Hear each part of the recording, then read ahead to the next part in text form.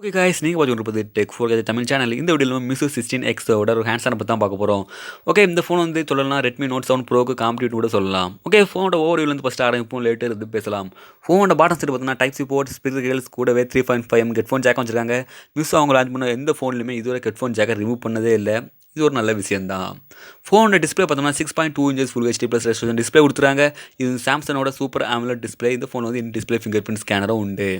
ஃபோனோட back side பார்த்தோம்னா triple camera setup கொடுத்துருக்காங்க. சாம்சங் கேலக்ஸி M30 போலவே. அப்போ தான் ரெட்மி நோட் 7 ப்ரோக்கு ஒரு பெஸ்ட் காம்படிட்டிவாக இருக்குங்கிற மாதிரி கொடுத்துருக்காங்க.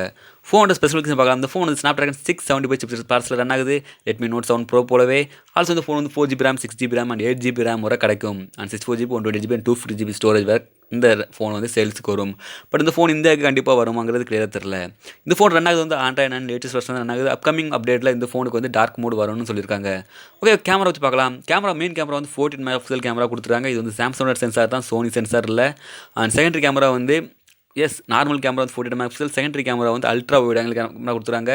அண்ட் சாம்சங் M30 போலவே. பட் சாம்சங் M30 வந்து 5 மெகாபிக்சல் தான் கொடுத்துருந்தாங்க. இவங்க வந்து 8 மெகாபிக்சலில் அல்ட்ரா வைட் ஆங்கிள் கேமரா கொடுக்குறாங்க. இந்த ஃபோன் இந்தாக்கு வந்து வாங்க மாட்டீங்களா? இந்த ஃபோன் வந்து ரெட்மி நோட் 7 ப்ரோ ஒரு பெஸ்ட் காம்படிட்டிவாக இருக்குமா இருக்காதான் கேட்டால் நீங்கள் என்ன சொல்கிறீங்க? உங்களோட ஒப்பீனியன் கமெண்ட்டில் சொல்லுங்கள்.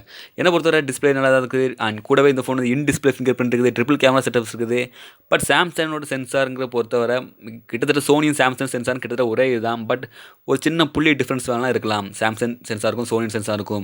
ஓகே, நீங்கள் என்ன நினைக்கிறீங்க? இந்த ஃபோன் இந்தியாவுக்கு வந்தால் வாங்குவீங்களோ வாங்க மட்டும் உங்களோட ஒப்பீனியன் கமெண்ட்டில் சொல்லுங்கள். ரெட்மி நோட் 7 ப்ரோவை கம்பேர் பண்ணும்போது இந்த ஃபோனில் டிஸ்பிளே ஃபிங்கர் பிரிண்ட் இருக்குது, ட்ரிபிள் கேமராவில் அல்ட்ரா வைட் ஆங்கிள் லென்ஸ் இருக்குது. அண்ட் நாட்சி பிடிக்காதவங்க இந்த ஃபோனை வாங்கலாம்.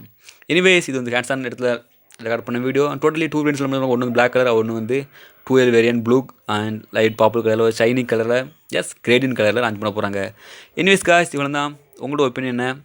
மறக்காமல் கமெண்ட் பண்ணுங்கள், மறக்காமல் லைக் பண்ணுங்கள். இன்னும் இன்ட்ரெஸ்டிங்கான வீடியோஸ் வந்து கொண்டே இருக்குது நம்ம சேனலில். நைட்டு அன்பாக்சிங் வரப்போகுது. See you later.